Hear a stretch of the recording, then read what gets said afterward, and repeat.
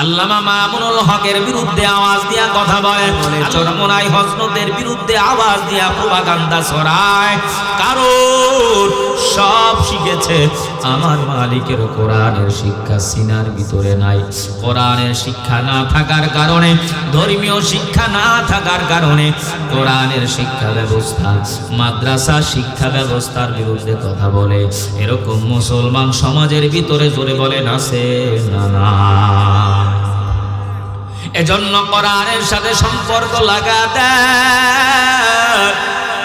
হাতি পায়ে তুলি বুঝা যায়। পর্দার অন্তরালার মা বোনেরা, আমিও তোমার মতো একটা মায়ের সন্তান, তুমিও মা, আমার মাও মা।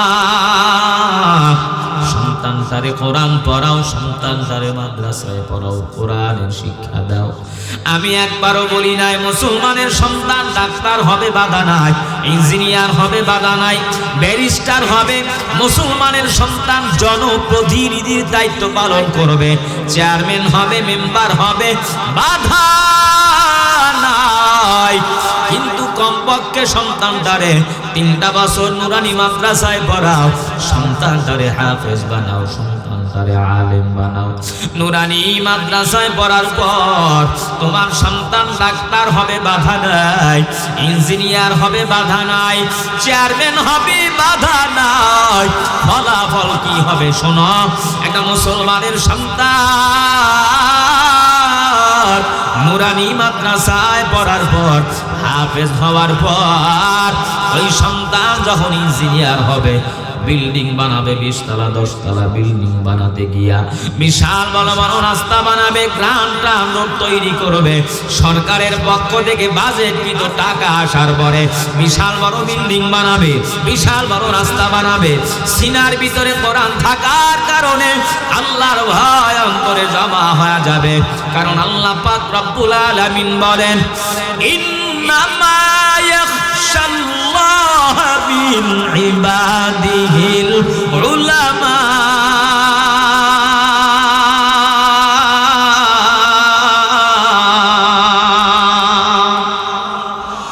আলা ইন্না আউলিয়া আল্লাহ লা খাউফুন আলাইহিম ওয়ালা হুম ইয়াহজানুন।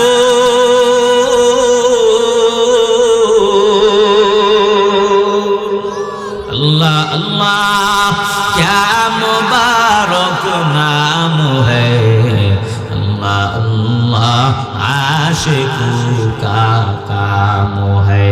इचे शीरी निस्तो नामीर शाफर मिकुना तुजानम तमा। আল্লাহ পাক রব্বুল আলামিন বলে, আলা ইন্না আউলিয়া আল্লাহি লা খাউফুন আলাইহিম ওয়ালা হুম ইয়াহজানুন।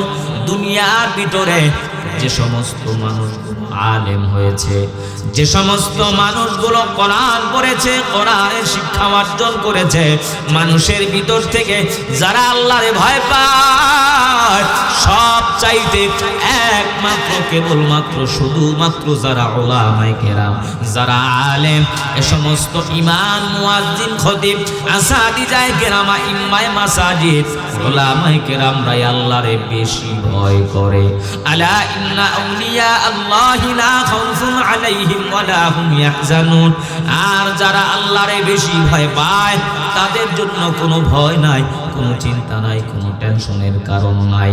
তাহলে যার সিনার ভিতরে আল্লাহ কোরআনের মহব্বত জমা হয়ে যাবে, যারা আলেম হয়ে যাবে, কোরআন দ্বারা পূর্বী, কোরআনের সাথে সম্পর্ক, তাদের দিলের ভিতরে, অন্তরের ভিতরে আল্লাহর ভয় জমা হয়ে যাবে। এরকম খোদা ভীরু, আল্লাহ ভীরু মানুষ, কোরআন পড়নেওয়ালা মানুষ, হাফেজে কোরআন যদি ইঞ্জিনিয়ার হয়, আল্লাহর ভয় অন্তরে জমা হওয়ার কারণে।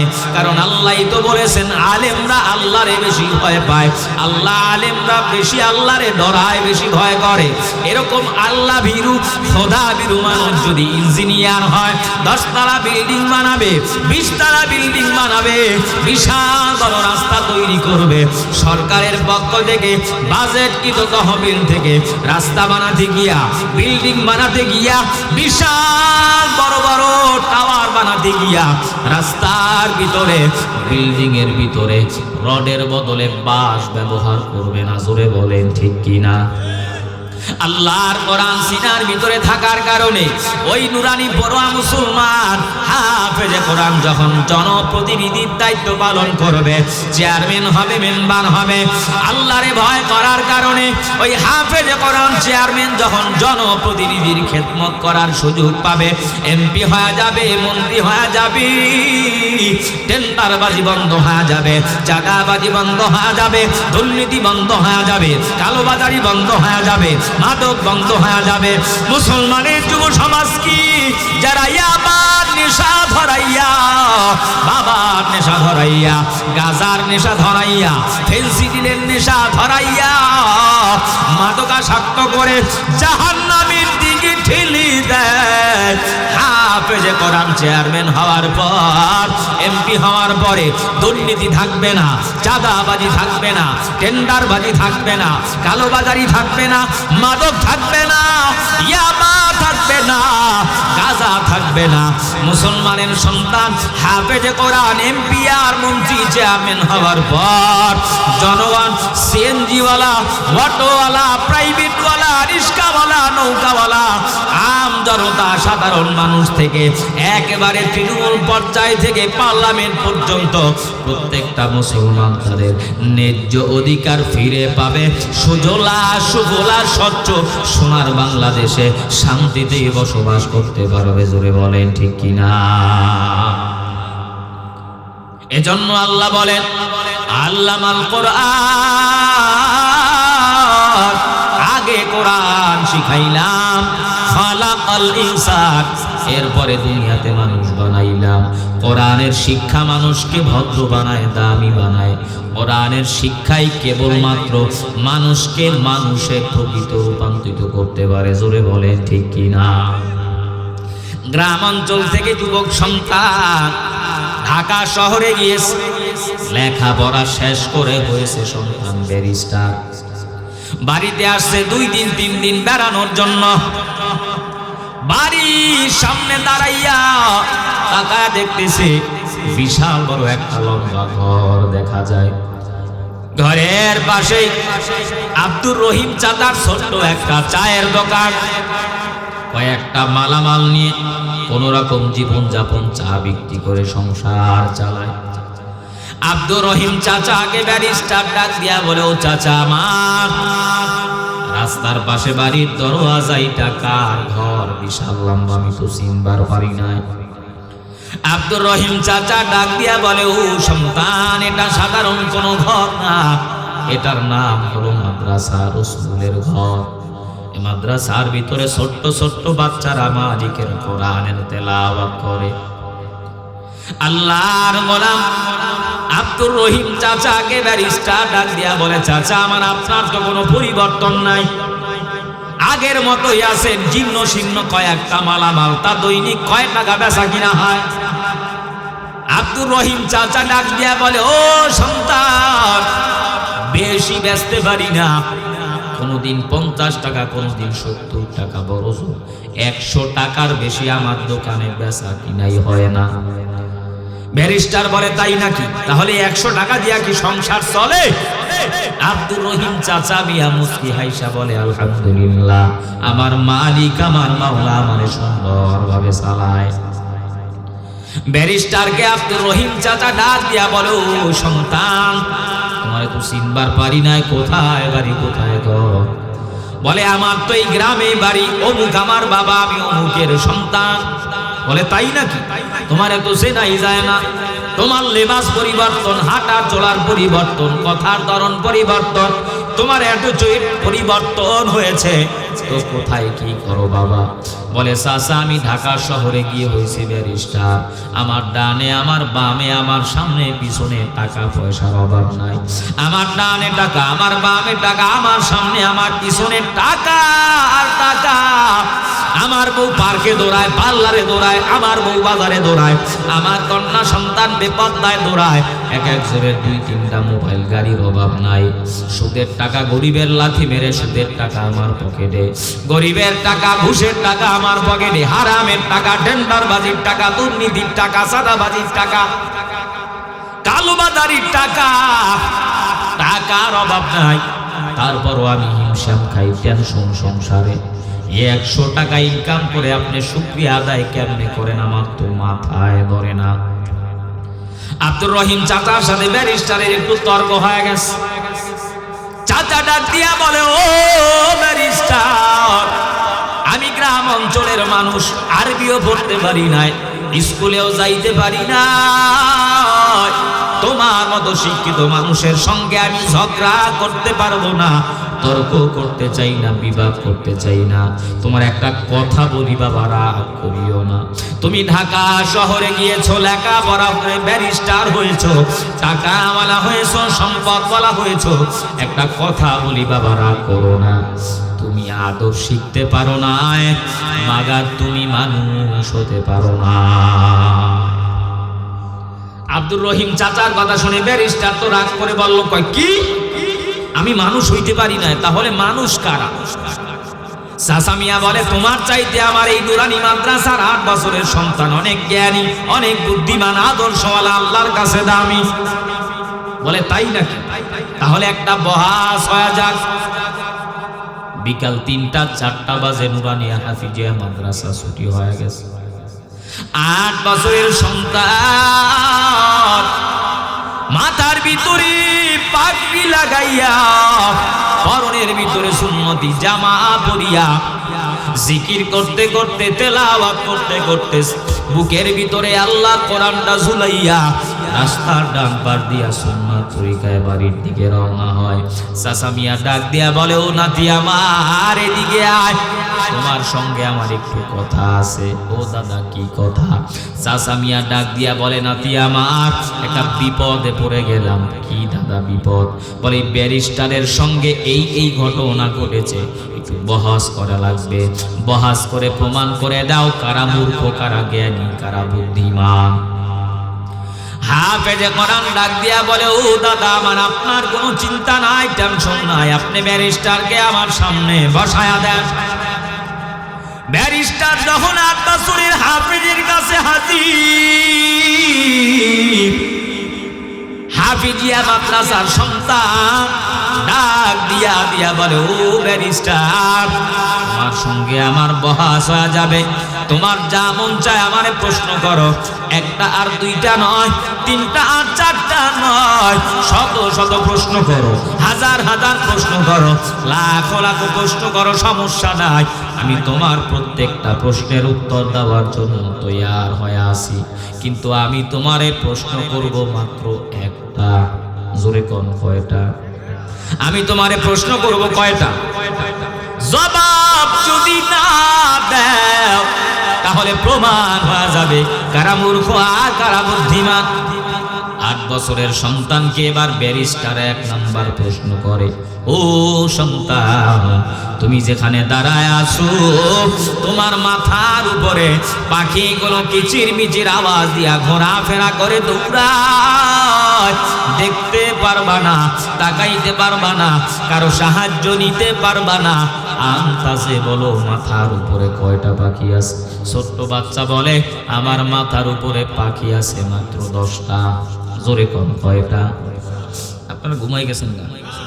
গোরস্থানের পাশে বসে তো বয়ান করা যাবে। আমার মাথার উপরে পাখি আছে মাত্র 10টা। ব্যারিস্টারকে 8 বছরের সন্তান ডাক দিয়ে বলে, ও ব্যারিস্টার, 10টা পাখি আছে মাথার উপরে। ব্যারিস্টার বলে, সন্তান, দেখলাও না, তাকাইলাও না, গুনলাও না, আন্তাজে কিভাবে বললা? 10টার কমও তো হতে পারে, বেশিও তো হতে পারে। ছোট্ট বাচ্চা বলে, না না, আমার মাথার উপরে পাখি আছে 10টা। ব্যারিস্টার মানতে চায় না।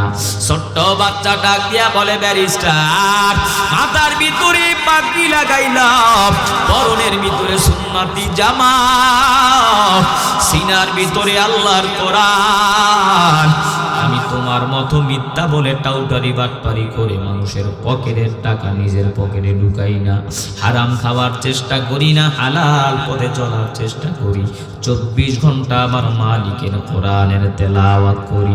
ও ব্যারিস্টার, আমার কথা যদি তোমার বিশ্বাস না হয়, পাখি যদি মনে করো কম আছে, তাহলে ভাববাই পাখিগুলো কোথাও বেড়াইতে গেছে, খাবার আনতে গেছে।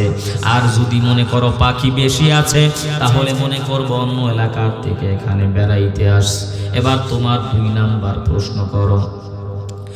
8 বছরের সন্তানকে ব্যারিস্টার এবার 2 নাম্বার প্রশ্ন করে, ও সন্তান, তুমি যেখানে দাঁড়ায় আছো তাকাইতে পারবা না, কারো সাহায্য নিতে পারবা না, আন্তাজে বলো এটা পৃথিবীর কোনখান?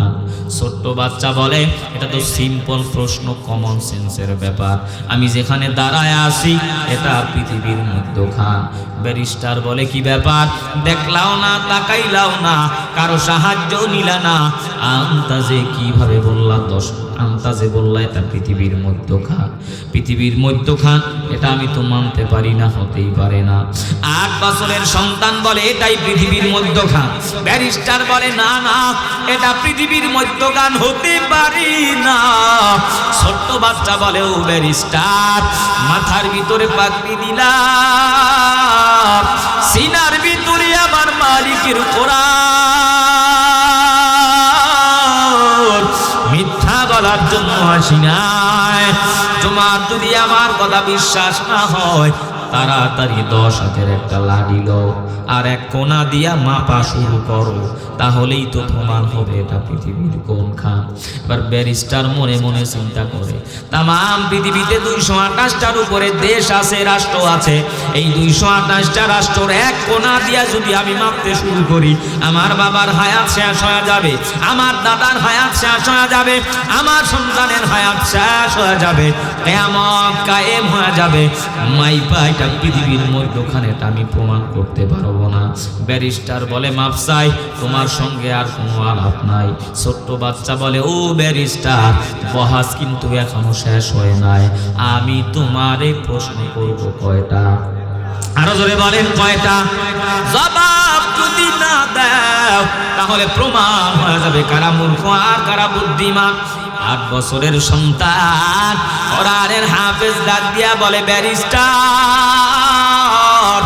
আমি 70 বছর, 80 বছর, 50 বছরের মুরব্বীদের গ্রামের ভিতরে কানা ফুসফুসি আওয়াজ শুনেছি, তোমার গোষ্ঠীর ভিতরে, তোমার বংশের ভিতরে, তোমার জাতের ভিতরে, তোমার দাদা, তোমার চাচা, তোমার বাবাদের একটা বদ অভ্যাস ছিল, রাত্র যখন গভীর হয়, মানুষগুলো যখন ঘুমায় যায়, গভীর রাতিতে তোমার দাদারা, তোমার চাচারা মানুষের বাড়ি গিয়ে গোয়াল থেকে, খামার থেকে গরুগুলো চুরি করে এরপরে বাজারে বিক্রি করতো।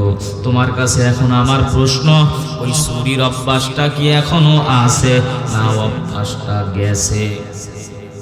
ব্যারিস্টার এবার মনে মনে তো টেনশন, এখন যদি আমি উত্তর দেই ওই চুরির অভ্যাসটা এখন আর নাই, তাহলে প্রমাণ হবে আমার বাবায় গরু চোর ছিল, আমার দাদায় গরু চোর ছিল, আমার চাচায় গরু চোর ছিল, আমার 14 গোষ্ঠী গরু চোরের বংশধর।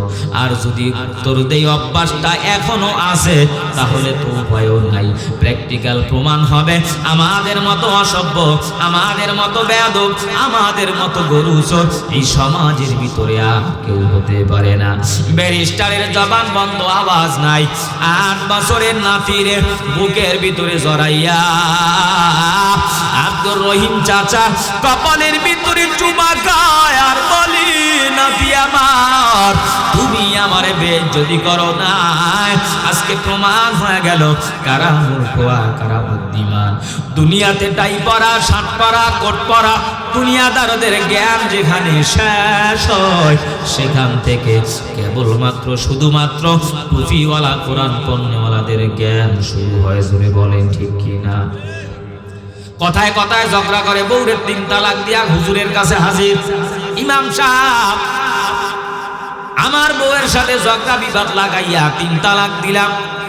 এখন আমার দুনিয়ার যেই লেখাপড়া করেছি, লেখাপড়ার সব ডায়েরি তালাশ করলাম, স্কুলের পড়া, কলেজের পড়া, ভার্সিটির পড়া। আমি ডাক্তারি পড়ার ভিতরে ফতুয়া পাই নাই, ইঞ্জিনিয়ারিং পড়ার ভিতরে ফতুয়া পাইলাম না, ব্যারিস্টারির পড়ার ভিতরে ফতুয়া পাইলাম না, আমার পুলিশের চাকরির পড়ার ভিতরে ফতুয়া নাই। এবার আপনি একটু উত্তর দেন, আমার বউ আছে না গেছে? এরকম লোক জোরে বলেন আছে না নাই? এজন্য কোরআনের শিক্ষা মানুষকে বুদ্ধিমান বানায়, জ্ঞানী বানায়, মানুষ বানায়। কোরআনের শিক্ষা মানুষকে আদর্শওয়ালা বানায়। হাতে পায়ে ধরে বুঝা যায় যে কোরআন পড়েন, সন্তানটারে কোরআনওয়ালা বানান, ভাইটারে কোরআনওয়ালা বানান, মেয়েটারে কোরআনওয়ালা বানান। এই কুমিল্লার মুসলমান, এই আটিটি বাড়ার মুসলমান, আমিও আপনার মতো একটা মায়ের সন্তান। আপনিও মা, আমার মাও মা। ওই মা বাবার কপাল কত ভালো, যেই মা বাবার সন্তান হয় কোরআনের হাফেজ। ওই মা বাবার মতো ভালো মা বাবা দুনিয়ায় নাই, যেই মা বাবার সন্তান হয় মসজিদের ইমাম। ওই মা বাবার কপাল কত ভালো, যেই মা বাবার সন্তান হয় কোরআনের হাফেজ। হাতে পায়ে ধরে বুঝা যায় সন্তান তারে হাফেজ বানান, সন্তান তারে আলেম বানান, সন্তান তারে ইমাম বানান। কোরআনের সাথে সম্পর্ক লাগায় দেন, মাদ্রাসার সাথে সম্পর্ক লাগায় দেন, উলামায়ে কেরামের সাথে নিসবত ওয়ালা লাগায় দেন। দুনিয়াতে আল্লাহ দামি বানায় দিবে, পরকালে আল্লাহ দামি বানায় দিবে। কোরআনের শিক্ষা আপনারে আদর্শওয়ালা বানায় দিবে, মানুষ বানায় দিবে, দুনিয়াতেও সম্মান। কোরআনে হাকিম সুপারিশ করে আপনারে জান্নাতের মেহমান বানায় দিবে। জোরে কোন সুবহানাল্লাহ। কিয়ামতের ময়দানে জান্নাতি মানুষদেরকে জান্নাতের মেহমান বানাইয়া আল্লাহ পাক রব্বুল আলামিন বিশাল বড় একটা মজমা কায়েম কইরা ওদেরকে জান্নাতের ভিতরে প্রবেশ করাইয়া, দুনিয়াতে যারা কোরআনের সাথে নিসবত লাগা দিয়েছি, মাদ্রাসার সাথে মহব্বত করনেওয়ালা মানুষ, কোরআন পড়নেওয়ালা মুসলমান, আল্লাহ পাক কিয়ামতের ময়দানে এক প্ল্যাটফর্মে হাজির করার পর একটা বিশাল ওয়াজ মাহফিলের ব্যবস্থা করে কোরআনের তেলাওয়াত শোনায় দিবেন। জোরে বলেন আল্লাহু আকবার। জান্নাতি পরিবেশের ভিতরে দুনিয়ায় আজকে ওয়াজ হয়, মাহফিল হয়, তাফসীর হয়। এই ওয়াজ মাহফিলের ভিতরে, তাফসীর মাহফিলের ভিতরে সভাপতি আছে, বক্তা আছে, শ্রোতা আছে, প্রধান অতিথি আছে। কিয়ামতের ময়দানে জান্নাতের ভিতরে ওয়াজ মাহফিলের ব্যবস্থা করে কোরআনের মজমার ভিতরে আল্লাহ সভাপতি নির্ধারণ করবে, প্রধান অতিথি নির্ধারণ করবে, বক্তাও নির্ধারণ করবে। দুনিয়ার কোন হারামখোর, কোন টেন্ডারবাজ, কোন দুর্নীতিবাজ, কোন চাঁদাবাজ, কোন নারী কেলেঙ্কারি, কোন দুনিয়ার হারামখোর, সুদের কারবার করনেওয়ালা, কোন ঘুষখোরেরা টাকার দাপটে, ক্ষমতার দাপটে, দলীয় দাপটে ওই কিয়ামতের জান্নাতি ওয়াজ মাহফিলের সভাপতি হতে পারবে না, প্রধান অতিথি হতে পারবে না, বক্তাও হতে পারবে না। জোর করলে কাজ হবে না, ক্ষমতা দিয়া চলবে না। কিয়ামতের ময়দানে ওই জান্নাতের ভিতরে আল্লাহ পাক রব্বুল আলামিনের ওই মজমার ভিতরে সভাপতি হবে আমার আল্লাহ, প্রধান অতিথি হবে আখিরি জামানার পয়গম্বর। জোরে বলেন আল্লাহু আকবার। মায়ার নবীর প্রধান অতিথি বানাইয়া আল্লাহ পাক রব্বুল আলামিন সভাপতি হইয়া দাউদ আলাইহিস সালাতু ওয়াস সালামকে ডাক দিয়া বলবে, নবী আমার কোথায়? দাউদ আলাইহিস সালাতু ওয়াস সালাম হাজির। আল্লাহ পাক ডাক দিয়া বলবে, দাউদ আলাইহিস সালাতু ওয়াস সালাম, আপনি একটু আপনার জবান দ্বারা একটু কোরআনের তেলাওয়াত শুরু করে দেন। কিতাবের ভিতরে ঘটনা পড়েছি, আপনারা বয়ানে শুনেছেন, দাউদ আলাইহিস সালাম যখন তার কিতাব থেকে তেলাওয়াত করত, নদীর মাছগুলো তেলাওয়াত শোনার জন্য কিনারায় হাজির হয়ে যাইত। দাউদ আলাইহিস সালাম কি আল্লাহ পাক রব্বুল আলামিন ডাক দিয়া বলবে, দাউদ আপনার সুন্দর কণ্ঠ দিয়া এই জান্নাতি মানুষদেরকে একটু তেলাওয়াত শোনায়া দেন। দাউদ আলাইহিস সালাতু ওয়াস সালাম যখন তেলাওয়াত শুরু করে দিবে, মানুষগুলো পাগল পারা হয়ে যাবে, মানুষগুলো ব্যাকুল হয়ে যাবে। আহারে এমন মজার তেলাওয়াত জীবনেও শুনি না। মানুষগুলো চাতক পাখির মতো তেলাওয়াত শুনবে। দুনিয়াতে কত হাফেজের তেলাওয়াত শুনলাম, কত ইমামের তেলাওয়াত শুনলাম, কত বক্তার তেলাওয়াত শুনলাম, কত হাফেজ কোরআনের তেলাওয়াত শুনলাম, কত উলামায়ে কেরামের তেলাওয়াত শুনলাম। এই জান্নাতের ভিতরে দাউদ আলাইহিস সালামের তেলাওয়াত মানুষগুলো বড় পাগল। দুনিয়ার কত হাফেজের, এক একজন হাফেজের তেলাওয়াতে এক এক মজা, এক একজন ইমামের তেলাওয়াতে আলাদা আলাদা মজা। সারা বিশ্ব জয়কারী মিশরের জমিনের সন্তান কারি আব্দুল বাসিতির তিলাওয়াত যারা শুনেছি, এক শ্বাসে ওয়াদ্দুহা সূরা যখন তেলাওয়াত করত, আর রহমান সূরা যখন তেলাওয়াত করত, সূরা ৩ যখন তেলাওয়াত করত, মানুষগুলো বড় পাগল পারা হয়ে যাইত। আমার বরিশালের সন্তান, মাদারীপুরের সন্তান কারি সাইদুল ইসলাম আসাদের তেলাওয়াত যারা শুনেছে, মনে হচ্ছে আসমান থেকে কোরআন নাজিল হয়ে যায়। রমজানুল মুবারকে খতমে তারাবির ভিতরে আলাদা আলাদা ইমামের তেলাওয়াতে আলাদা মজা আল্লাহ দিয়েছি। দৈনিক প্রত্যেক ৫ বেলার নামাজ, ৫ বেলার নামাজের ভিতরে সূরা ফাতিহা ছাড়া নামাজ হয় না। সূরা ফাতিহা তেলাওয়াত করতে হয়। প্রত্যেক দিন ফাতিহা নামাজের ভিতরে বাধ্যতামূলক তেলাওয়াত করতেই হবে। বন্ধুর চিঠি, বান্ধবীর চিঠি, প্রেমিকের চিঠি, প্রেমিকার চিঠি একবার, দুইবার, ৩ বার পড়লে মজা লাগে না, আর ভালো লাগে না। শিল্পী গান গায়, বলে নতুন শিল্পী আনো, এই গান আর ভালো লাগে না, এই শিল্পী আর মজা লাগে না, গান পাল্টায়া দাও, শিল্পী পাল্টায়া দাও, নতুন গান আর শিল্পীর আবিষ্কার করে দাও। দুনিয়ার ইমাম সাহেব ৫ ওয়াক্ত নামাজের ভিতরে প্রত্যেক দিন কতবার সূরা ফাতিহা তেলাওয়াত করে, একই সূরার দ্বারা নামাজ পড়ায়। আজ পর্যন্ত কোন মুসল্লি পিছন থেকে বলে নাই, সমালোচনাও করে নাই। আমাদের ইমাম মহোদয় প্রত্যেক নামাজের ভিতরে ফাতিহা তেলাওয়াত করে। আমাদের ভালো লাগে না, বিরক্ত মনে হয়।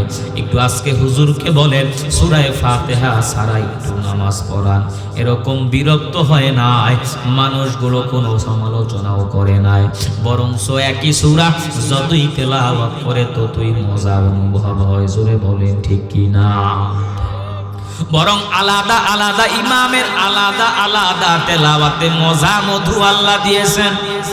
আমার বাংলাদেশের সন্তান বিশ্ব জয়কারী হাফেজে কোরআন কারি আবু রায়হানের তেলাওয়াতে এক মজা, তরিকুল ইসলামের তেলাওয়াতে আলাদা মজা, সালেহ আহমদ তাকবীরের তেলাওয়াতে আলাদা মজা, নাজমুস সাকিবের তেলাওয়াতে আলাদা মজা।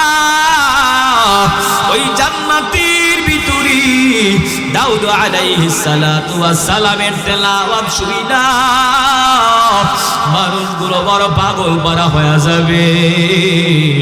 দাউদ আলাইহিস সালামের তেলাওয়াত শেষ হয়ে যাবে, আল্লাহ পাক রব্বুল আলামিন মায়ার নবীর ডাক দিয়া বলবে, নবী আমার দাউদ আলাইহিস সালাম তেলাওয়াত শুনাইল, একটু আপনার জবান দ্বারা, কণ্ঠ দ্বারা জান্নাতি মানুষদেরকে একটু তেলাওয়াত শুনায়া দেন। আমি আল্লাহ আপনার উপরে কোরআন নাজিল করেছি, এই কোরআন প্রতিষ্ঠিত করার জন্য বদরের ময়দানে, উহুদের ময়দানে, খায়বারের ময়দানে কত রক্ত ঝরাইছেন। লোহার হেলমেট মাথাটা ফাইটা, জুতা মোবারক রক্তে রঞ্জিত হয়ে যায়, দান্দার মোবারক শাহাদাত করেছেন আপনার সাহাবায়ে কেরাম। এই কোরআন বাস্তবায়নের জন্য জীবন দিয়েছে আপনার উম্মতের ভিতরে আল্লামা মামুনুল হক দামাত বারাকাতুহু, মুফতি ফয়জুল করিম শায়েখে চরমনাই, মুফতি রেজাউল করিম দামাত বারাকাতুহু, উজানির কারি ইব্রাহিম, আল্লামা আজিজুল হক রহমাতুল্লাহ আলাইহি, শামসুল হক ফরিদপুরি রহমাতুল্লাহ আলাইহি এই কোরআন বাস্তবায়নের জন্য শহীদ হয়েছে, জীবন দিয়েছে। শাহাদাতের পেয়ালা কেউ 2 বছর, কেউ 3 বছর। আল্লামা দেলাওয়ার হোসেন সাইদি রহমাতুল্লাহ আলাইহির মতো কত আলিম 13টা বছর জেলখানায় কষ্ট করেছি। এত মুজাহাদা করার পর কোরআন ছাড়ি নাই, কোরআন থেকে ডিভাইডেড হয় নাই। আজ কিয়ামতের ময়দানে আপনার কণ্ঠ দ্বারা জান্নাতি মানুষদেরকে একটু তেলাওয়াত শুনায়া দেন। আল্লাহর পয়গম্বর তেলাওয়াত শুরু করে দিবে। দাউদ আলাইহিস সালামের কণ্ঠের চেয়েও নবীর কণ্ঠের ভিতরে আল্লাহ পাক হাজারো গুণ মায়া মহব্বত মধু লাগা দিয়েছেন। মানুষগুলো তাকায়া তেলাওয়াত শুনবি, মায়া নবীর তেলাওয়াত বন্ধ হয়ে যাবে। জান্নাতি মানুষদেরকে আল্লাহ পাক রব্বুল আলামিন ডাক দিয়া দিয়া বলবে, ও জান্নাতবাসীর দল, দাউদ আলাইহিস সালাম তেলাওয়াত শুনাইলো, মায়া নবী আমার তেলাওয়াত শুনাইলো। তোমাদের কলিজাটা, দিলটা কি ঠান্ডা হয়েছে না দিনের ভিতরে কোনো আশা আছে? জান্নাতি মানুষগুলো ডাক দিয়া বলবে, আল্লাহ দাউদ নবীর তেলাওয়াত শুনলাম, মায়া নবীর জবানের তেলাওয়াত শুনলাম, তবে আমার কলিজার ভিতরে, আমাদের দিলের ভিতরে একটা মায়া, একটা আশা জেগেছে। যে আল্লাহরে পাওয়ার জন্য সরমুনাই ময়দানে গেলাম, যে আল্লাহরে পাওয়ার জন্য এই উজানির ময়দানে গেলাম, যে আল্লাহরে পাওয়ার জন্য এই জিতেমার ময়দানে গেলাম, যে আল্লাহরে পাওয়ার জন্য ঠান্ডা পানি দিয়া শীতের ভিতরে ওযু বানাইয়া মসজিদে গেলাম, যে আল্লাহরে পাওয়ার জন্য আটিটি পাড়া যুব সমাজের মাহফিলে বসলাম, সেই মালিকের কুদরতি জবান থেকে একটু তেলাওয়াত শুনতে মন চায়। আমার আহকামুল হাকিমিন, আমার মায়ের আল্লাহ জান্নাতি মানুষদেরকে ডাক দিয়া দিয়া বলবে, ও জান্নাতবাসীর দল, আমি আল্লাহ আজকে তোমাদেরকে নিরাশ করব না। আল্লাহ পাক রব্বুল আলামিন 70,000 নূরের পর্দা উঠায়া আল্লাহর কুদরতি জবান দ্বারা আল্লাহ পাক ডাক দিয়া বলবে, আনা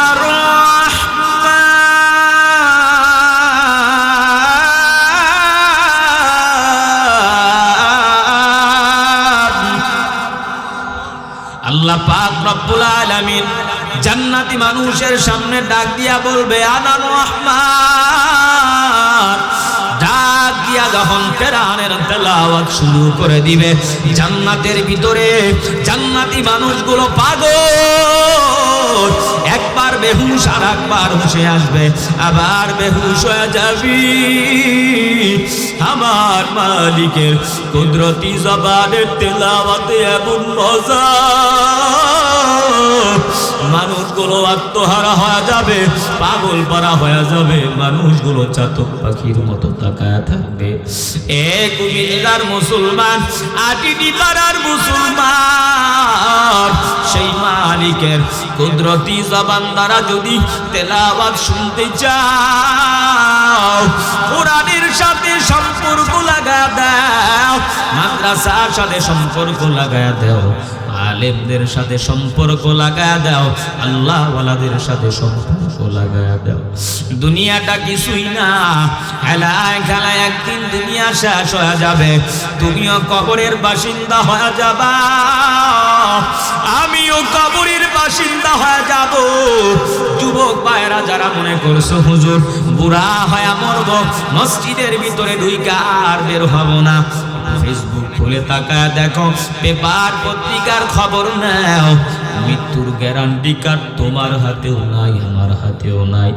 25 বছরের যুবক দুনিয়া জমিন থেকে বিদায়, 30 বছরের যুবক বিদায়, বাসের তলে কত যুবকের লাশ, খুলনার নিচে যুবকের লাশ, কত যুবক ট্রাকের তলে পড়ে মারা যায়, ঘুমের ঘরে কত যুবকের মরণ হয়। সাদা পাতলা কাপড়ের প্যাকেট বানায় অন্ধকার কবরে রওনা হয়ে যাবে, ডাক দিয়া বলবে এটা আব্দুর রহমানের লাশ, এটা আব্দুল করিমের লাশ, এটা মাহাদি হাসানের লাশ, এটা আমেনার লাশ, এটা ফাতেমার লাশ। সম্মানের সাথে আমি বক্তা, আমার হলুদ কাপড়ের কাপড় হবে না, এমপি সাহেবের কাপড়ের কাপড় লাল হবে না, মন্ত্রী সাহেবের সাদা কাপড়, মাওলানারও সাদা কাপড়, বক্তারও সাদা কাপড়। অন্ধকার কবরের বাসিন্দা হয়ে যাবা। সন্তানগুলো ডাক দিয়া বলবে আমার মায়ের লাশের পাশে আর আমি দাঁড়ায় থাকতে পারি না, আমার বাবার লাশের পাশে আবার বড় ভাই, তাড়াতাড়ি মাকে বাবারে কবরের ভিতরে নাও। ডানে বামে তাকায় দেখো, কার জানি মা দুনিয়া থেকে চলে গেল, কার জানি বাবা দুনিয়া থেকে বিদায় হয়ে চলে গেল। ও কপাল পোড়া সন্তান, ওই মা বাবার চেহারাটাও কি একটু মনে পড়ে না? হাতে পায়ে ধরে বুঝা যায় মা যাদের নাই, বাবা যাদের নাই, মায়ের জন্য বাবার জন্য মহব্বতে দোয়া করো।